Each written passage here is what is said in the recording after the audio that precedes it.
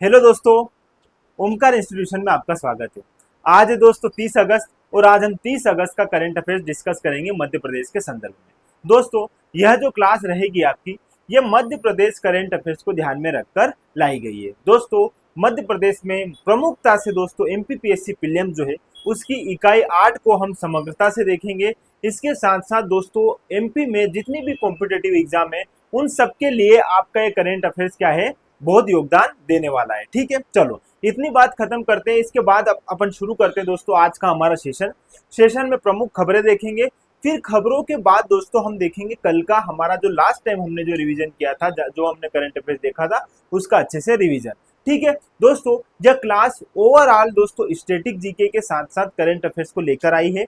और इस क्लास में दोस्तों क्या रहेगा, आपका जितना भी स्टैटिक पोर्शन है वो भी हम साथ में देखेंगे। इसके साथ साथ दोस्तों एक समझ पर भी हम काम करेंगे। किसी भी मुद्दे को या किसी भी टॉपिक को हम किस प्रकार से देखें, उसके लिए हमारी समझ अच्छी विकसित होनी चाहिए। यहाँ पर हम एक अच्छी अप्रोच के साथ में क्वेश्चन को देखने का प्रयास करेंगे। उसके सारे आयाम हम यहाँ पर क्या करेंगे, देखेंगे। ठीक है, चलो प्रमुख खबरें देख लेते हैं एक बार दोस्तों। यहाँ पर कुनो अभ्यारण्य, क्या दोस्तों, जो कुनो अभ्यारण्य है इसमें एक चीता है, उसका नाम था पवन। और पवन जो है अब हमारे बीच में नहीं रहा है। मतलब वो अगर देखा जाए दोस्तों तो अभी जो पवन के बारे में हमने चर्चाएं सुनी है, कहा जा रहा है कि डूबने की वजह से जो है पवन की क्या हो चुकी है, मौत हो चुकी है। लेकिन इसके पीछे और भी कुछ कारण है, वो भी यहाँ पर अभी देखे जा रहे हैं। लेकिन आपको क्या याद रखना है दोस्तों, कुनो अभ्यारण्य एमपीपीएससी में या एमपी से संबंधित जितनी भी एग्जाम आती है उसमें अभ्यारण्य से संबंधित प्रश्न बनते हैं। तो देखो कुनो अभ्यारण्य को हम देखेंगे, कब शुरुआत हुई, राष्ट्रीय उद्यान का दर्जा था कब मिला, किस क्षेत्र में है ये नामीबिया से जो यहाँ पर जो चीते लाए गए हैं वो क्यों लाए गए हैं, ऑपरेशन चीता क्यों चलाया गया है, कब चलाया गया है, कितने चीते वहां से लाए गए थे, सारे बिंदु हम यहाँ पर अच्छे से देखेंगे। पहले एक बार केवल खबरें देख लीजिए। ये है दोस्तों हमारा पवन जो अब हमारे बीच में नहीं रहा है। फिर बात करते दोस्तों एसजीएस आईटीएस को 72 साल में पहली बार नेक से मिली ए ग्रेड। जो एनएएसी है दोस्तों, ये क्या करता है, उच्च शिक्षण संस्थान जो है उनकी क्या करता है, देखरेख करता है और वहां की गुणवत्ता के आधार पर उनको क्या देता है, ग्रेड प्रदान करता है। तो इसी क्रम में एसजीएसआईटीएस जो है इंदौर का हमारा इंजीनियरिंग कॉलेज, इसको दोस्तों क्या मिला है यहाँ पर, ए ग्रेड।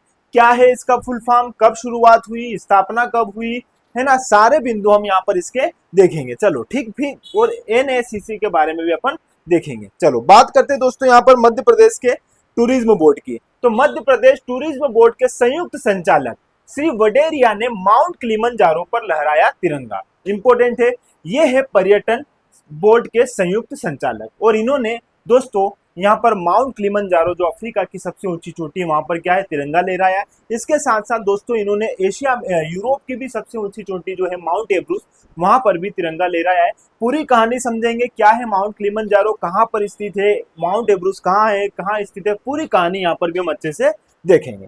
फिर बात करते हैं दोस्तों भोपाल में 3 दिवसीय IATO राष्ट्रीय सम्मेलन 30 अगस्त से शुरू किया जा रहा है। 30 अगस्त से शुरू होकर यह 2 सितंबर तक चलेगा। 3 दिवसीय यह सम्मेलन है, इस पर हम चर्चा करेंगे, इसके प्रमुख बिंदुओं पर चर्चा करेंगे। फिर बात करते हैं दोस्तों प्रदेश के 3 शिक्षकों को मिला राष्ट्रीय शिक्षक पुरस्कार। आप जानते हो दोस्तों 5 सितंबर आने वाला है और 5 सितंबर के दिन शिक्षक दिवस मनाया जाता है। तो राष्ट्रीय स्तर पर जो है किन किन व्यक्तियों को जो है यह पुरस्कार मिला है, इसमें मध्य प्रदेश के 3 प्रमुख शिक्षक है जिनको क्या है, यह पुरस्कार दिया गया है। वो 3 शिक्षक कौन है, कहाँ कहाँ पढ़ाते हैं, उनके बारे में भी मैं यहाँ पर आपको बताऊंगा। सर्वपल्ली राधाकृष्णन जी जो है इनके बारे में भी अच्छे से अध्ययन करेंगे। चलो जॉर्ज कुरियन राज्यसभा के लिए निर्विरोध निर्वाचित। ये है जॉर्ज कुरियन और ये राज्यसभा के लिए क्या हो चुके हैं दोस्तों, निर्विरोध निर्वाचित हो चुके हैं। आप जानते हो दोस्तों गुना से जो है लोकसभा सांसद निर्वाचित हो चुके हैं, कौन, ज्योतिरादित्य सिंधिया। तो ऐसे में उनकी जो राज्यसभा की सीट थी वो अब क्या हो चुकी थी, खाली हो चुकी थी। तो उसको भरने के लिए जो है यह चुनाव हुआ और इसमें जॉर्ज कुरियन जो है इनको जो है निर्विरोध रूप से क्या है, चुन लिया गया। इनके पीछे की पूरी कहानी मैं आपको समझाऊंगा, क्या क्या हुई थी उस समय की कंडीशन। देखो आगे बात करते दोस्तों, मुख्यमंत्री डॉक्टर यादव ने वयोवृद्ध सजग मतदाता श्रीमती चंदा देवी के निधन पर शोक व्यक्त किया। 105 साल की उम्र में इनका निधन हुआ। दोस्तों हमेशा जितने भी इलेक्शन हुए यह पैदल चलकर वहां मतदान देने गई है और मतदान को लेकर इतनी अवेयरनेस जो है इनमें देखी गई है और अब इनके निधन पर जो है यहाँ पर हमारे मुख्यमंत्री जी ने शोक प्रकट किया है। देखो इनके बारे में भी अच्छे से समझाऊंगा, बताऊंगा। फिर बात करते दोस्तों यहाँ पर हमारे धार में बनेगा श्रद्धेय कुशाभाऊ ठाकरे जी का स्मृति स्थल। किसने घोषणा की है? ये मुख्यमंत्री डॉक्टर यादव ने घोषणा की है। क्योंकि दोस्तों कुशाभाऊ ठाकरे जी का जन्म कहाँ पर हुआ है? धार में हुआ है। इनके बारे में भी हम अच्छे से क्या करेंगे यहाँ पर समझेंगे, ठीक है। फिर हमारा लास्ट बिंदु रहेगा दोस्तों यहाँ पर राजस्थान और मध्य प्रदेश के मुख्यमंत्रियों ने श्री कृष्ण गमन पथ, इंपोर्टेंट है दोस्तों, श्री कृष्ण गमन पथ नामक एक नया धार्मिक सर्किट विकसित करने की योजना की घोषणा की है। इस पर भी हम बात करेंगे। और फिर करेंगे दोस्तों रिवीजन में हमारे ये सारे प्रश्न रहेंगे और इन प्रश्नों पर हम क्या करेंगे, ये इतने सारे प्रश्न पर हम क्या करेंगे यहाँ पर चर्चा करेंगे। और इससे क्या होगा दोस्तों, इससे आपके ज्यादा से ज्यादा जितने भी आपके कॉम्पिटिटिव एग्जाम के लिए जो प्रश्न बन सकते हैं करंट अफेयर्स को लेकर, वो भी हम यहाँ पर क्या कर लेंगे, कवर कर लेंगे, ठीक है। चलो कहानी समझ में आई। अब आज से जो हमारी क्लास है दोस्तों रेगुलर रहेगी। मध्य प्रदेश करंट अफेयर्स को लेकर आपको किसी प्रकार की चिंता करने की जरूरत नहीं है। भरोसा रखो दोस्तों, स्टैटिक जीके के साथ साथ ऐसे करंट अफेयर्स पढ़ाऊंगा कि आपको सारी चीजें बेहतर तरीके से क्लियर होगी। हर वो चीज लेकर आऊंगा जो करंट का मुद्दा है और वो एग्जाम में भी उससे प्रश्न बन सकता है। बस आपको भरोसा करना है दोस्तों। इसके साथ साथ जो लोग एमपीपीएससी की तैयारी कर रहे हैं, जो लोग एमपीपीएससी की तैयारी कर रहे हैं और 2025 को जिन्होंने क्या किया है दोस्तों, टारगेट किया है, तो ऐसे बच्चों के लिए मैं कहना चाहूंगा दोस्तों कि YouTube पर अब आपकी क्लास होने वाली है रेगुलर। और यहां पर आपको 2025 प्रीलिम्स को टारगेट में रखकर क्लास आयोजित की जाएगी। दूसरी बात यहां पर देखना दोस्तों, आज से यूनिट 6 जो है, आप यूनिट 6 को लेके बहुत सारे बच्चों ने मुझे कॉल मैसेज किए हैं। हमारी पुस्तक को लेकर भी उन्होंने बहुत अच्छे कमेंट्स दिए हैं, उन सबका मैं आभार प्रकट करता हूं। और इसके साथ साथ दोस्तों यूनिट 6 जो है अब मैं आप लोगों के लिए यूट्यूब पर लेकर आने वाला हूं जल्दी ही। आज या कल से आपकी यूट्यूब पर क्लास कंटिन्यू होने वाली है। दूसरी बात दोस्तों यहाँ पर एक बात ध्यान रखना, यूनिट 6 जो है भारत एवं मध्य प्रदेश की अर्थव्यवस्था है। क्या हुआ दोस्तों, 2020 से लेकर 2024 तक की जो एग्जाम हुई उसमें दोस्तों इकोनॉमी को इतना महत्व नहीं था। लेकिन अभी 2024 में जब सिलेबस परिवर्तन हुआ तो आपने देखा होगा दोस्तों कि यहाँ पर यूनिट 6 जो है मेंशन कर दी गई है मध्य प्रदेश और भारत की इकोनॉमी को लेकर। अब पहले बच्चे जो थे 2014 से लेकर यदि आप 2019 तक देखोगे तो वहां पर मेंस में भी इकोनॉमी था और प्रीलिम्स में भी इकोनॉमी का महत्व होता था। लेकिन जब 2019-20 से लेकर 2023-24 तक की जो एग्जाम्स हुई उसमें सिलेबस में कहीं इकोनॉमी को मेंशन नहीं किया गया था, ना मेंस में, और प्रीलिम्स में भी उस आधार पर नहीं किया गया था जैसे इस बार किया गया है। तो बच्चों ने इकोनॉमी को लेकर थोड़ा सा क्या है, दूरियां बना दी। और इस वजह से कुछ टर्म्स इकोनॉमी की ऐसी है जो उनको समझ नहीं आती है, कुछ ऐसे कॉन्सेप्ट जो है उनको समझ नहीं आते हैं। तो ऐसे बच्चों के लिए मैं आपके लिए लेकर आया हूं दोस्तों यहाँ पर पूरी इकाई 6 इकोनॉमी मध्य प्रदेश और भारत की, जिसमें मेंस का भी पोर्शन लगभग मैं आपको कवर करवाऊंगा। साथ में दोस्तों प्रीलिम्स को लेकर आपको किसी प्रकार की चिंता करने की आवश्यकता नहीं होगी। आप क्लास जरूर देखिएगा, उसमें मैंने वो सारे आयाम कवर किए हैं जो आपकी समझ को विकसित करेगा, जो आपके मेंस को, अगर आपकी कोर चीजें भी कवर नहीं है, जो नॉर्मल बेसिक चीजें जो बात जानकारी होनी चाहिए वो भी नहीं है, मैं वो भी अच्छे से आपकी कंप्लीट करवाऊंगा। प्लस प्रीलिम्स के लिए तो आपको निश्चिंत होकर बैठना रहेगा। बस आपको जो मैं क्लास में बताऊं दोस्तों, पूरा अपडेट के साथ 2024-25 को ध्यान में रखकर सारे आंकड़े में लेकर आपके लिए आने वाला हूं, ठीक है। ये था थोड़ा सा हमारे आज क्लास का इंट्रोडक्शन। और फिर हम हमारे आज की शुरुआत करते हैं दोस्तों कुनो अभ्यारण्य से, ठीक है। चलो बात करते हैं दोस्तों, कुनो अभ्यारण्य में चीता पवन अब नहीं रहा है। देखो मुद्दा इसलिए बड़ा दोस्तों क्योंकि हमने चीता प्रोजेक्ट शुरू किया था सितंबर 2022 में। पहली बात याद रखना दोस्तों, चीता प्रोजेक्ट सीधा एग्जाम में आपसे पूछेगा चीता प्रोजेक्ट जो है कब प्रारंभ किया गया था। तो चीता प्रोजेक्ट आपको यहाँ पर याद रखना है, ये कब प्रारंभ हुआ था दोस्तों, ये हुआ था सितंबर 2022 में। अब सितंबर 2022 में हुआ क्या था ये भी आप समझिएगा। देखो दोस्तों, नामीबिया आपने सुना होगा, अफ्रीका का एक देश है ना। और नामीबिया से क्या किया था, हमने यहाँ पर चीते मंगवाए थे, ठीक है। कितने चीते दोस्तों, 8 चीते, ठीक है।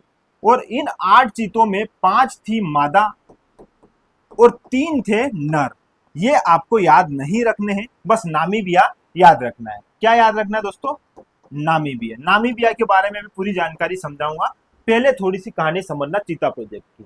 क्यों लाया गया दोस्तों? चीते जो है अब धीरे धीरे क्या है, विलुप्त होने लगे। तो ऐसी स्थिति में सितंबर 2022 में हमने चीता प्रोजेक्ट शुरू किया और इस चीता प्रोजेक्ट के द्वारा ही हमने यहाँ पर नामीबिया से कहा मंगवाए ये चीते दोस्तों? हमारे कुनो पालनपुर अभ्यारण्य में, कुनो अभ्यारण्य में। ठीक है, अब बात समझते हैं कुनो अभ्यारण्य की। कुनो अभ्यारण्य है कहाँ दोस्तों? तो ये मध्य प्रदेश में है और मध्य प्रदेश में भी कहां पर ये है? श्योपुर व मुरैना वाले रीजन में। ठीक है, ये बात इतनी आपको यहाँ पर क्या रखनी है दोस्तों? समझनी है। ठीक है, चलो अब कहानी समझते थोड़ी सी आगे। जब चीता प्रोजेक्ट आया तो इसमें हमने कितने 8 जो है हमारे यहाँ पर चीते मंगवाए गए और इन चीतों में एक चीता हमारा पवन भी था जो पानी में डूबने की वजह से कहा जा रहा है कि उसकी मृत्यु हो गई है। ठीक है, आपके लिए बात इंपॉर्टेंट ये नहीं है कि वो कैसे डूब के मरा, आपको ये याद रखना है कि एक चीता जो है हमारा कम हो चुका है क्योंकि हमने बहुत ज्यादा इनको महत्व दिया।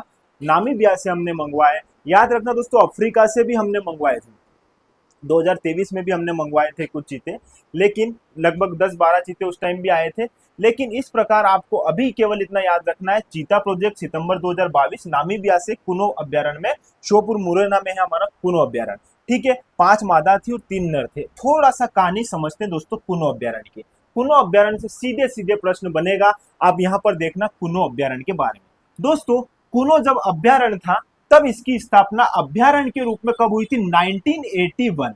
1981 में कुनो अभ्यारण्य जो है अस्तित्व में आया और इसी 81 को आप उल्टा कर दोगे दोस्तों तो 18 बन जाएगा और 2018 में इसको क्या बना दिया दोस्तों? राष्ट्रीय उद्यान का दर्जा दे दिया गया। ठीक है, ये कहानी भी आप यहाँ पर अच्छे से समझ लीजिए, राष्ट्रीय उद्यान। ठीक है, तो राष्ट्रीय उद्यान का दर्जा कब दिया इसको? 2018 में, और 1981 में जो है ये किसमें? अभ्यारण्य के रूप में अस्तित्व में आया था। इतनी बात आपको समझ में आई होगी। ठीक है, चलो ये है दोस्तों कुनो अभ्यारण्य, है कहां पर? ये श्योपुर मुरैना में। इतनी बात आपको समझ में आई। चलो ऐसे ही आपसे प्रश्न बनते हैं दोस्तों एग्जाम में, तो आपको कहा चीता प्रोजेक्ट याद रखना है, नामीबिया से याद रखना है, 2018 में राष्ट्रीय उद्यान का दर्जा किसे? कुनो अभ्यारण्य को। थोड़ा सा समझते दोस्तों यहाँ पर नामीबिया।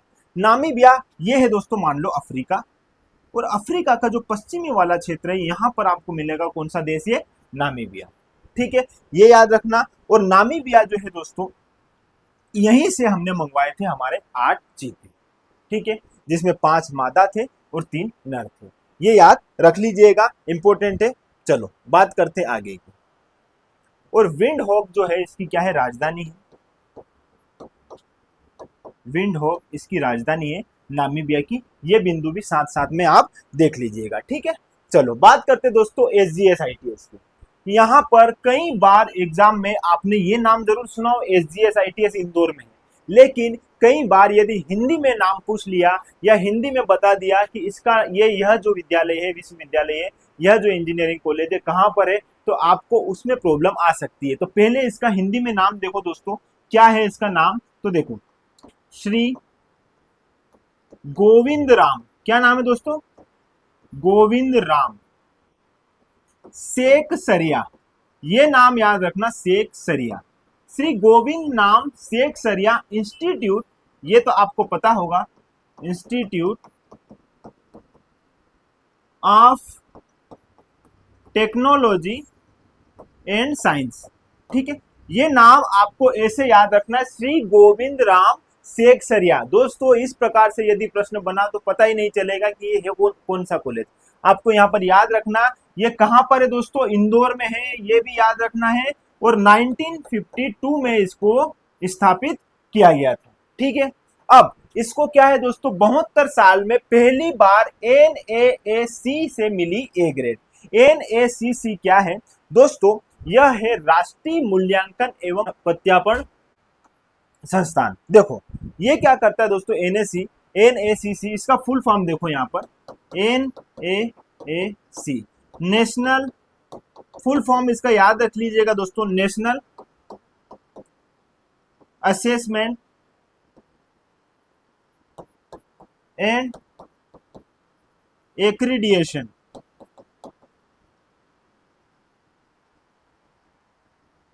काउंसिल। देखो ये परिषद क्या करती है दोस्तों? जितने भी उच्च शिक्षण संस्थान है उन उच्च शिक्षण संस्थानों की गुणवत्ता को चेक करती है और उसके आधार पर उनको क्या करती है, ग्रेड प्रदान करती है। तो यह जो संस्था है, यह जो परिषद है, यह 1994 में दोस्तों अस्तित्व में आई थी और इसका हेडक्वार्टर कहां पर है, बेंगलोर में। आपको यही याद रखनी है, ठीक है। मूल्यांकन एवं प्रत्यापन परिषद है ये, ठीक है, ये बात इंपॉर्टेंट है। चलो यहाँ पर SGS को यहाँ पर कौन सा ग्रेड मिला है दोस्तों, ए ग्रेड मिला है। इस बात की आपको यहाँ पर क्या रखनी है, जानकारी रखनी है, ठीक है। फिर बात करते हैं दोस्तों, मध्य प्रदेश टूरिज्म बोर्ड के संयुक्त संचालक श्री वडेरिया ने माउंट किलिमंजारो पर लहराया तिरंगा। किसने दोस्तों, टूरिज्म बोर्ड के संयुक्त संचालक हैं वडेरिया जी, और इन्हीं वडेरिया जी ने माउंट किलिमंजारो पर क्या लहराया है, तिरंगा लहराया। माउंट किलिमंजारो की अगर मैं बात करूं दोस्तों, तो यह अफ्रीका की सबसे ऊंची चोटी है। कहाँ की, अफ्रीका की। अफ्रीका में भी कहां पर स्थित है दोस्तों, यह तंजानिया में स्थित है। ये बात भी आप यहाँ पर क्या कर लेना, याद रख लेना, ठीक है। इसके साथ साथ दोस्तों इन्होंने एक और चोटी को फतेह किया था, और वो थी यूरोप की सबसे ऊंची चोटी। कहाँ की, यूरोप की सबसे ऊंची चोटी आप जानते हो दोस्तों, माउंट एब्रूस। माउंट एब्रूस जो है, वहां पर इन्होंने क्या किया है दोस्तों, वहां पर भी तिरंगा लहराया है। और ये मुख्यतः अगर देखा भी जाए रूस, यूरोप में भी, तो कहाँ स्थित है दोस्तों, रूस में स्थित है। दोनों चोटियां कहां पर है ये भी याद रखना, क्योंकि एग्जाम में सीधे सीधे प्रश्न पूछा जाता है कि यूरोप की सबसे ऊंची चोटी, अफ्रीका की सबसे ऊंची चोटी। तो ये बात किसने पूरी की है, यहाँ पर तिरंगा किसने लहराया है, श्री वडेरिया जी ने। ये है यहाँ पर वडेरिया जी, और तिरंगे के साथ यहाँ पर खड़े हैं, ठीक है। चलो बात करते हैं दोस्तों यहाँ पर फिर से, भोपाल में 3 दिवसीय IATO राष्ट्रीय सम्मेलन 30 अगस्त से प्रारंभ किया जा रहा है। 3 दिवसीय है, मतलब दोस्तों 30 अगस्त से कब तक चलेगा, 30 अगस्त से कब तक चलेगा, ये 2 सितंबर तक। ये बात आप यहाँ पर याद रखना। देखो दूसरी बात, यहाँ पर किसकी बात कर रहा है दोस्तों, IATO। IATO जो है दोस्तों, इसका फुल फॉर्म है Indian association of tour operators. किसके, देखो फुल फॉर्म देखो इसका दोस्तों, इंडियन एसोसिएशन, फुल फॉर्म याद रखना, ऑफ टूर ऑपरेटर्स। लगभग 1000 से 1200 ऑपरेटर्स जो है इस सम्मेलन में क्या है, भाग लेंगे दोस्तों। और यह जो है कौन से क्रमांक का है, 39 क्रमांक का। 39 क्रमांक का यह जो है सम्मेलन आयोजित किया जा रहा है, और यह आयोजन कहां पर होगा, भोपाल में होगा। यह 3 दिवसीय है, 3 दिवसीय मतलब 30 अगस्त से लेके कब तक चलेगा दोस्तों, ये 2 सितंबर तक, ठीक है। इंपॉर्टेंट है, सारी बातें यहाँ पर याद आपको रखनी होगी, ठीक है। फिर बात करते हैं दोस्तों, प्रदेश के 3 शिक्षकों को मिला राष्ट्रीय शिक्षक पुरस्कार। अब दोस्तों आप जानते हो 5 सितंबर के दिन क्या आने वाला है, शिक्षक दिवस, हम सब जानते हैं। और इसी शिक्षक दिवस के दिन क्या वितरण किए जाते हैं दोस्तों, राष्ट्रीय शिक्षक पुरस्कार। आप थोड़ा सा समझते हैं पहले शिक्षक दिवस की, ठीक है। शिक्षक पुरस्कार की बात करने से पहले शिक्षक दिवस की बात करते हैं, और फिर बात करेंगे दोस्तों हमारे इस मुद्दे की। देखो पहले बात समझो दोस्तों शिक्षक दिवस की। शिक्षक दिवस जो है मनाया जाता है 5 सितंबर को, ठीक है, क्योंकि 5 सितंबर के दिन ही जो है हमारे पहले उपराष्ट्रपति व दूसरे राष्ट्रपति का क्या हुआ था, जन्म हुआ था, और उनका नाम है डॉक्टर सर्वपल्ली राधाकृष्णन जी। ये है हमारे डॉक्टर सर्वपल्ली राधाकृष्णन, ठीक है। और इन्हीं का जन्म हुआ था 5 सितंबर के दिन, और 5 सितंबर को इसीलिए क्या मनाया जाता है दोस्तों, राष्ट्रीय शिक्षक दिवस। और इसी दिन जो है शिक्षक पुरस्कार जो है, राष्ट्रीय शिक्षक पुरस्कार है, इनका वितरण किया जाएगा नई दिल्ली से। तो मध्य प्रदेश के ऐसे 3 शिक्षक हैं जिनको यह पुरस्कार दिया जाएगा, ठीक है। बात करते हैं थोड़ी सी यहाँ पर डॉक्टर सर्वपल्ली राधाकृष्णन जी की। ये है दोस्तों हमारे देश के पहले उपराष्ट्रपति। क्या है, पहले उपराष्ट्रपति, और दूसरे दोस्तों क्या है, राष्ट्रपति, ठीक है। ये बात आप याद रखना। ये एक दार्शनिक थे, हिंदू विचारक थे, बहुत विद्वान व्यक्ति थे, और इन्हीं को ध्यान में रखकर शिक्षक दिवस मनाया जाता है। इसके साथ साथ दोस्तों 1954 भी आप याद रखना, हमारे देश का सबसे सर्वोच्च सम्मान जो है कौन सा, भारत रत्न जो है इनको प्राप्त हुआ था, ठीक है, 1954 में। कई बार एग्जाम में 1954 जो है भारत रत्न इनको कब मिला है, यह प्रश्न पूछा जाता है, ठीक है। चलो अब बात करते हैं यहाँ पर 3 शिक्षक। तो ये 3 शिक्षक कौन है दोस्तों जिनको राष्ट्रीय शिक्षक पुरस्कार से सम्मानित किया जाएगा। तो देखो यहाँ पर सबसे पहले बात करते हैं माधव जी की। इनका नाम है माधव प्रसाद। और ये कहां पर शिक्षा देते हैं दोस्तों? इन्होंने दमोह में एक विद्यालय है, वहां पर ये पढ़ाते हैं और इन्हें इस पुरस्कार से सम्मानित किया जाएगा। फिर दूसरा जो नाम है वो यहां पर मैं लिख रहा हूं, याद रखना दोस्तों, इनका नाम है सुश्री सुनीता गोधा। और सुनीता गोधा कहां से है दोस्तों? इन्होंने कहां पर शिक्षा देते हैं? ये मंदसौर के स्कूल में ये पढ़ाते हैं और इनको भी इस सम्मान से सम्मानित किया जाएगा। इसी प्रकार एक और नाम है, उनका नाम भी दोस्तों क्या है? सुनीता ही है, लेकिन सुनीता के साथ आप याद रखना गुप्ता। सुनीता गुप्ता जो है, इनको भी यह सम्मान से सम्मानित किया गया है और ये डिंडोरी से संबंधित है। ठीक है, डिंडोरी जिले में ये पढ़ाते हैं। ये तीन नाम आपको यहाँ पर याद रखना है दोस्तों। और इन तीनों को क्या है, कौन सा पुरस्कार दिया जा रहा है दोस्तों? राष्ट्रीय शिक्षक पुरस्कार। अब एक बात और यहाँ पर याद रखना, इस राष्ट्रीय शिक्षक पुरस्कार में इनको 50,000 रुपए की राशि प्रशस्ति पत्र के साथ दी जाएगी। ठीक है, 50,000 रुपए की राशि इनको प्रदान की जाएगी। ये बात भी आपको यहाँ पर याद रखनी है। ठीक है, इंपॉर्टेंट बिंदु है, सारे हमने यहाँ पर कवर कर लिए हैं। ठीक है, फिर बात करते हैं दोस्तों, श्री जॉर्ज कुरियन राज्यसभा के लिए निर्विरोध निर्वाचित किए गए। थोड़ी सी कहानी समझना दोस्तों, आप जानते हो कि जो हमारे ज्योतिरादित्य सिंधिया है वो गुना क्षेत्र से लोकसभा से निर्वाचित हो चुके हैं और उनके पास पहले राज्यसभा से वो चुने गए थे। तो ऐसी स्थिति में राज्यसभा की जो सीट थी वो क्या हो गई? रिक्त हो गई। तो अब उसके लिए फिर चुनाव हुए तो उसमें दोस्तों जो हमारे श्री जॉर्ज कुरियन जो है, इनको क्या है, निर्विरोध जो है उसके लिए चुन लिया गया है। ठीक है, राज्यसभा के सदस्य के रूप में। अब बात समझना दोस्तों, ये मुख्य रूप से है कहां से? ये केरल से। ठीक है, और केरल से तो है ही है, लेकिन ये मोदी कैबिनेट के पहले ईसाई मंत्री हैं। ये याद रखना दोस्तों, जो मोदी कैबिनेट है, मोदी जी की जो कैबिनेट है, उस कैबिनेट के पहले ये क्या है दोस्तों? क्या है? पहले ये ईसाई मंत्री। ठीक है, ये बिंदु इंपॉर्टेंट है, ये बात आपको यहाँ पर याद रखनी है। ठीक है, और ये केरल से है, ये तो आपको पता ही है। ठीक है, तो ये कहानी है थोड़ी सी इनकी, ये भी बात आप यहाँ पर देख लीजिएगा। बात करते दोस्तों, मुख्यमंत्री डॉक्टर यादव ने वयोवृद्ध सजग मतदाता श्रीमती चंद्रा देवी के निधन पर शोक व्यक्त किया। चंद्रा देवी जी जो है, ये दोस्तों 105 वर्ष की आयु में इनका निधन हुआ और जब तक इनके शरीर में प्राण थे तब तक ये पैदल चलकर जो है मतदान करने जाती थी, जो इस बात की ओर संकेत करता है कि मतदान कितना आवश्यक है और लोग कितने अवेयर है मतदान को लेकर। तो इसी बात को ध्यान में रखकर जब इनकी मृत्यु हुई तो यहाँ पर इस बात को विशेष रूप से महत्व दिया गया। मुख्यमंत्री हमारे जो मोहन यादव है, इनके द्वारा इनके लिए शोक प्रकट किया गया कि एक ऐसी महिला जिसने मतदान को और अपने देश व राज्य को इतना महत्व दिया, क्योंकि मतदान करना बहुत आवश्यक है दोस्तों। यही हमारे देश को, लोकतंत्र को जो है क्या करता है? शो करता है। ठीक है, चलो बताते हैं अब आगे की बात।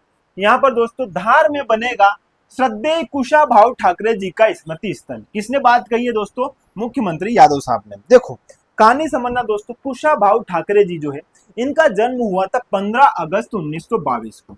कब हुआ था? 15 अगस्त 1922 को। लेकिन हुआ कहाँ था दोस्तों? धार में।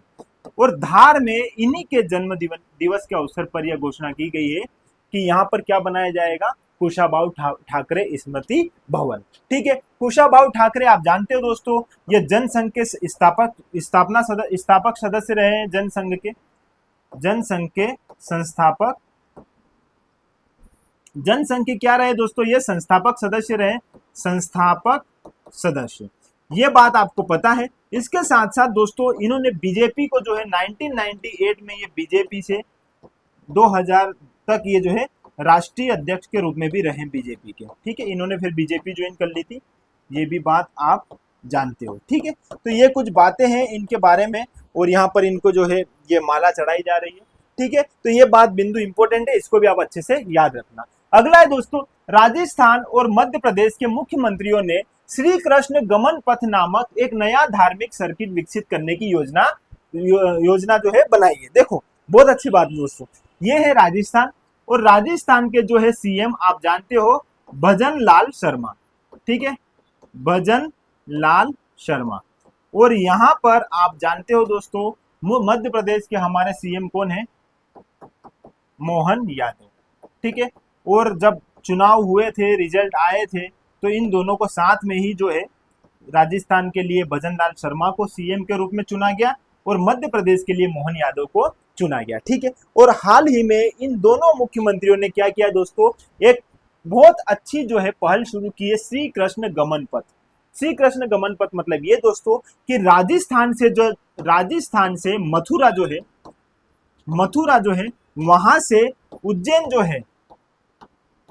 जो है मध्य प्रदेश में, यहां तक का जो है क्या है, एक धार्मिक कॉरिडोर बनाया जाएगा। और इस कॉरिडोर या इस सर्किट में जो है दोस्तों धर्म से संबंधित गतिविधियां संचालित की जाएगी, जिससे दोनों राज्यों के मध्य संबंध भी स्थापित होंगे और धार्मिक चीजों को क्या है, बढ़ावा भी मिलेगा। बहुत अच्छी पहल है, इस बात को भी आप यहाँ पर याद रख लीजिएगा। ठीक है, अब बात करते हैं दोस्तों रिविजन की। दोस्तों हम जब करंट अफेयर्स पढ़ते हैं तो करंट अफेयर्स के साथ साथ में ऑब्जेक्टिव लगाना भी आवश्यक है।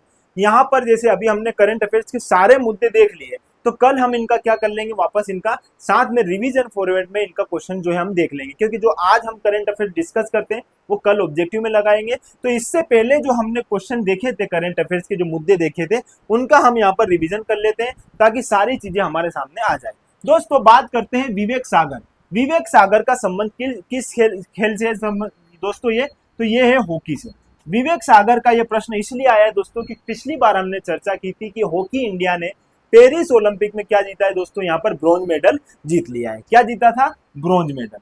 ठीक है, और ये ब्रॉन्ज मेडल हमने जीता था स्पेन को पराजित करके। स्पेन को हमने 2-1 से क्या किया था, हरा कर जो है हमने ये ब्रॉन्ज मेडल जीत लिया था। और इंडियन हॉकी का नेतृत्व हमारे मध्य प्रदेश से कौन कर रहे हैं, विवेक सागर। इन्होंने टोक्यो ओलंपिक 2020 में भी जो है क्या किया था, मध्य प्रदेश से हॉकी का नेतृत्व किया था। और 2024 में भी पेरिस ओलंपिक में इन्होंने मध्य प्रदेश से हॉकी का नेतृत्व किया है। बात समझना दोस्तों, यहाँ पर ये चर्चा का विषय और ये प्रश्न मैं इसलिए लाया हूँ क्योंकि सीएम जो है हमारे मुख्यमंत्री जी, इन्होंने घोषणा की है कि इनको 1 करोड़ रुपए की राशि प्रदान की जाएगी। ठीक है, अब विवेक सागर है कहां से, ये देखो दोस्तों, ये है इटारसी से। इटारसी कहां पर है, इटारसी है दोस्तों होशंगाबाद में। ये बात आपको पता है, सारी जानकारी आपको पता है। ठीक है, अब दोस्तों अगर मैं इंडिया की बात करूं हॉकी के संदर्भ में, तो आप जानते हैं दोस्तों 1928 के एम स्टैंडर्ड से हमारी कहानी शुरू होती है गोल्ड की। दोस्तों एक बार मोटा मोटा मैं आपको यहाँ पर बता देता हूँ, कितनी बार मैंने आपको बता दिया है। 1928 के जो एम स्टेडियम में जो मैच हुए थे, और यहीं से हमने क्या जीता था दोस्तों, गोल्ड जीता था। फिर हमने 1932 में भी दोस्तों क्या जीता, गोल्ड जीता। 1936 में भी हमने क्या जीता, गोल्ड जीता। 1940 और 1944 में द्वितीय विश्व युद्ध के चलते क्या नहीं हो पाया दोस्तों, खेलों का आयोजन नहीं हो पाया। ठीक है, ये बात आप यहां पर क्या कर लेना, याद कर लेना।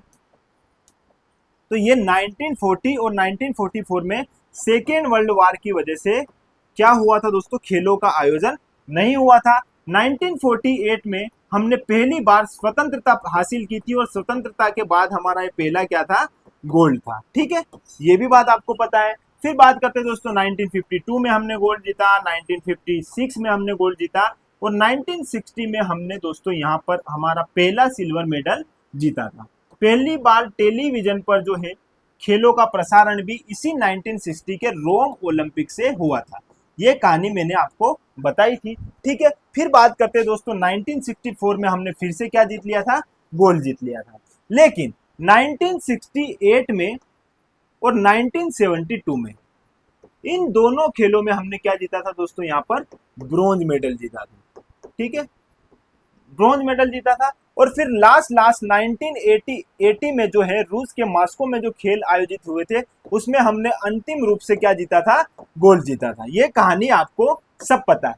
तो इस प्रकार दोस्तों फिर हमने 2020 में जाके क्या जीता, ब्रॉन्ज मेडल जीता और 2024 में जाके फिर से हमने ब्रॉन्ज मेडल जीता। तो इस प्रकार हमने 4 ब्रॉन्ज मेडल जीत लिए, 1 सिल्वर मेडल जीत लिए और बाकी हमने हमारे हॉकी के इतिहास में क्या जीते, गोल्ड जीते। और इसी बात को ध्यान में रखकर जो है हमारे मुख्यमंत्री जी ने जो है 2024 में मध्य प्रदेश से नेतृत्व करने वाले विवेक सागर जी को जो है 1 करोड़ की राशि भेंट की है।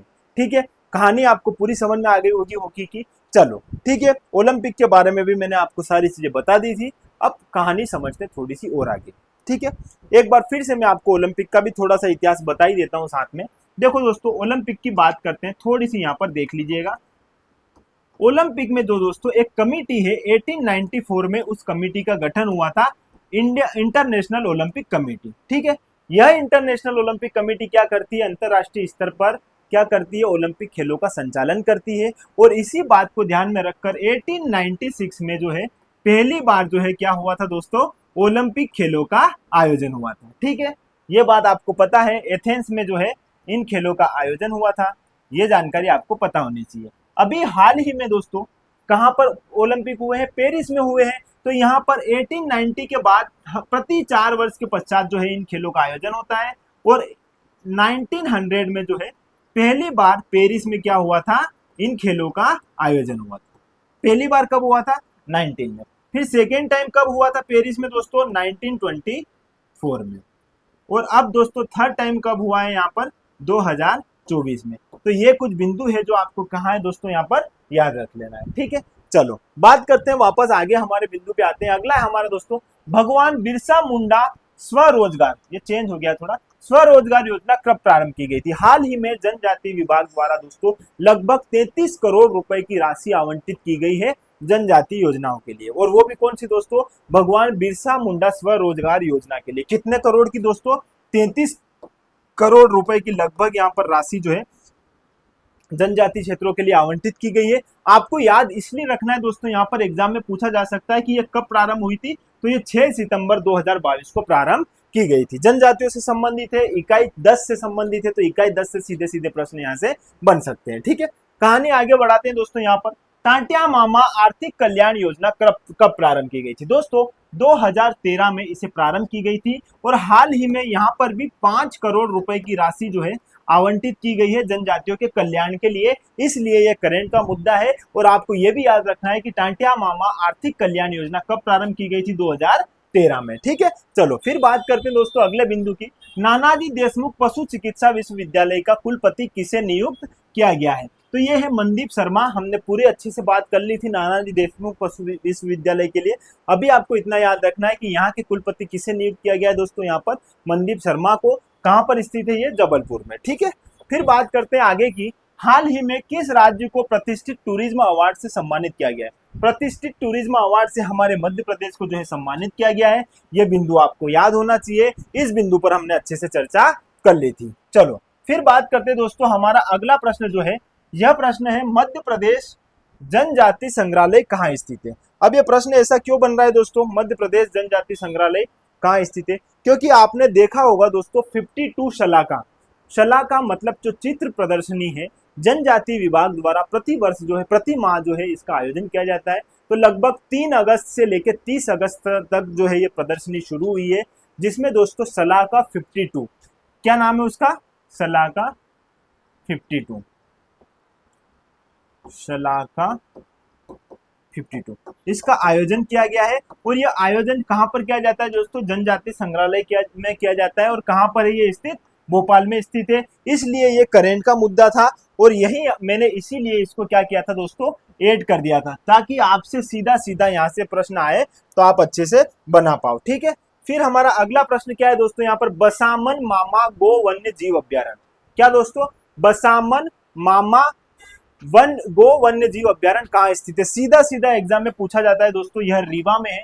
और यहाँ पर गो वन्य जीव संरक्षण मतलब जो गाय है और गोवंश जो है उनको संरक्षण प्रदान करने के उद्देश्य से जो है इस अभ्यारण्य की स्थापना की जा रही है, स्थापित इसे किया जा रहा है। और ये कहाँ पर है दोस्तों, रीवा में है, क्योंकि रीवा में है। इस प्रकार से प्रश्न आपसे सीधे सीधे बनते हैं दोस्तों, क्योंकि अभ्यारण्य से सीधे सीधे प्रश्न एमपीपीएससी में आते हैं। ठीक है, चलो बात करते हैं हमारे अगले प्रश्न की दोस्तों। अगला प्रश्न है हमारा यहाँ पर, मध्य प्रदेश के किस जिले में भारतीय उद्यमी सम्मेलन का आयोजन किया जा रहा है। मोस्ट इंपोर्टेंट है दोस्तों, मध्य प्रदेश में उद्यमों को बढ़ाया जा सके, उद्यमों के लिए बाहर से जो है इन्वेस्टर्स आए और मध्य प्रदेश में पैसा इन्वेस्ट करें, उद्यम लगाए, इस बात को ध्यान में रखकर मध्य प्रदेश सरकार द्वारा जो है मध्य प्रदेश सरकार द्वारा देवास में जो है इसका आयोजन किया गया है। ठीक है, ये बहुत इंपॉर्टेंट फैक्ट है दोस्तों, आपको याद रखना है ये वाला बिंदु कि मध्य प्रदेश के किस जिले में भारतीय उद्यमी सम्मेलन का आयोजन किया गया है। कहां पर किया गया है दोस्तों, देवास में किया गया है। मध्य प्रदेश की स्थिति को बेहतर बनाने के लिए जो है इसे बनाया गया है। ठीक है, चलो सारी कहानी मैंने आपको यहाँ पर समझाई दोस्तों। हमने प्रीवियस जो क्वेश्चन जितने भी देखे थे करंट अफेयर से संबंधित वो ऑब्जेक्टिव फॉर्मेट में लगाए, प्लस आज का करंट अफेयर्स हमने अच्छे से देखा। दोस्तों स्वास्थ्य में थोड़ा सा उतार चढ़ाव था, इस वजह से मैं रेगुलर क्लास नहीं कर पाया, लेकिन आपकी यह क्लास अब रेगुलर होगी। आपको मध्य प्रदेश करंट अफेयर्स को लेकर कोई भी विषय ऐसा नहीं है आपका इसमें जो आपको कहीं इधर उधर भटकने की जरूरत पड़ेगी। दोस्तों करंट अफेयर्स आपका मैं बहुत अच्छे से कंप्लीट कराऊंगा। इसके साथ ही साथ दोस्तों मध्य प्रदेश एमपीपीएससी प्रीलिम्स की जो लोग तैयारी कर रहे हैं, 2025 को जो लोग टारगेट कर रहे हैं, उन बच्चों के लिए मैं यूट्यूब पर क्लास लेकर आने वाला हूं। दोस्तों यकीन मानो इकाई 6 जो है हम उससे प्रारंभ करेंगे और सारी इकाई को अच्छे से पढ़ेंगे, लेकिन इकाई 6 से संबंधित आपको किसी भी प्रकार का कोई डाउट नहीं रहेगा। भरोसा कीजिएगा, बहुत अच्छे से अपन उस पर मेहनत करेंगे, बहुत अच्छे से उसको समझेंगे। ठीक है, तो दोस्तों जुड़े रहिएगा, जुड़ना मत भूलिएगा। ठीक है, चलो आज के लिए इतना ही दोस्तों, बहुत बहुत आभार।